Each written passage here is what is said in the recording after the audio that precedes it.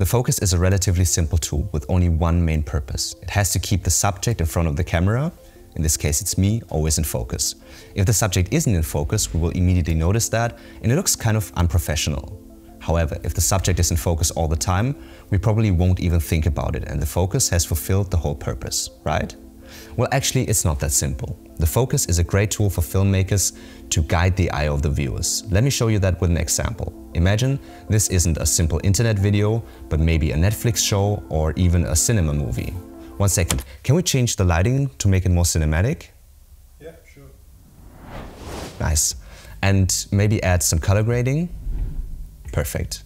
Now that helps to explain everything. Until now, your attention was fully on me because I was in focus.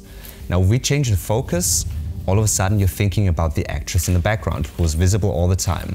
You might start to think, what is she doing? Why is she so nervous? And what's going on in her head? Now if we change the focus again, all of a sudden you can see the clock. And our brain tries to bring all the bits and pieces of information that we see together to make sense of the situation. We have a nervous person, we have a clock, so maybe she's under time pressure. With a simple focus pull, we've given the scene more context and more depth. Okay, back to me.